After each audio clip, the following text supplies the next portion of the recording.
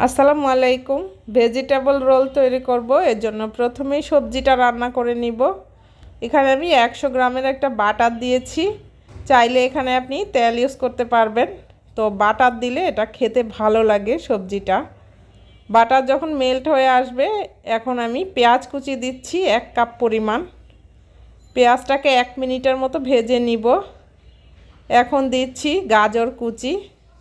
যেই সবজিগুলো সেদ্ধ হতে দেরি হয় সেটা আগে একটু ভেজে নিতে হবে। তো গাজরটাকে 1-2 মিনিটের মতো ভেজে নিব। সামান্য লবণ দিয়ে দিচ্ছি। এখন অ্যাড করছি ফুলকপি। এখন কিন্তু বাজারে প্রচুর পরিমাণে সবজি পাওয়া যায়, এই রোলটা তৈরি করার কিন্তু এখনই সময়। তো ফুলকপিটা ভেজে নেওয়া হয়ে গেলে এখন আমি দিচ্ছি বাঁধাকপি কুচি।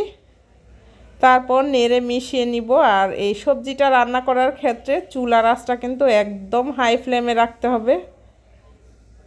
এখন দিচ্ছি কিছু কাঁচামরিচ কুচি, দিচ্ছি ক্যাপসিকাম, পেঁয়াজ পাতা কুচি। আপনি আপনার পছন্দ মতো যে কোনো সবজি অ্যাড করতে পারবেন। এখন দিচ্ছি চিকেন। এই চিকেনটাকে আমি আগেই সেদ্ধ করে তারপর কুচি করে নিয়েছি। দিচ্ছি 1 চা চামচ পরিমাণ কালো গোলমরিচ পাউডার, সামান্য একটু লবণ আরও অ্যাড করে দিলাম।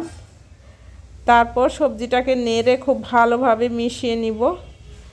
যখন পানিটা একটু শুকিয়ে আসবে, এখন আমি দিচ্ছি হাফ কাপ পানির মধ্যে 3 টেবিল চামচ পরিমাণ গুঁড়া দুধ গুলিয়ে রেখেছিলাম। এটা কিন্তু একটা ক্রিমি টেক্সচার আসে সবজির মধ্যে, এটা অবশ্যই দিবেন। 1 চা চামচ পরিমাণ চিনি দিয়ে দিচ্ছি। 1 চা চামচ পরিমাণ চিলি ফ্লেক্স দিচ্ছি একটু স্পাইসি করার জন্য। এবার 1 টেবিল চামচ পরিমাণ ময়দা ছিটিয়ে খুব ভালোভাবে মিশিয়ে নিব। যখন ময়দাটা শেষের দিকে দিবেন, দেখবেন যে সবজিটা একটু আঠালো হয়ে গেছে, শুকনো শুকনো। তো আমার সবজিটা কিন্তু রান্না করা হয়ে গেছে। এবার এটা এক সাইডে রেখে দিব। এখানে আমি একটা গ্লু তৈরি করে নিব। এর জন্য 1 টেবিল চামচ পরিমাণ ময়দা আর সামান্য একটু পানি দিয়ে একটা গ্লু তৈরি করে নিয়েছি। এখন আমি একটা শীট নিয়েছি। শীটের এবার 3 পাশে আমি যে গ্লুটা তৈরি করে রেখেছিলাম সেটা লাগিয়ে নিব। তারপর যে সবজিটা রান্না করে রেখেছিলাম সেটা দিয়ে দিব। তারপর 2 পাশ থেকে ফোল্ড করে নিব। আর ফোল্ড করার পর মাথার সাইডে একটু গ্লু লাগিয়ে নিব।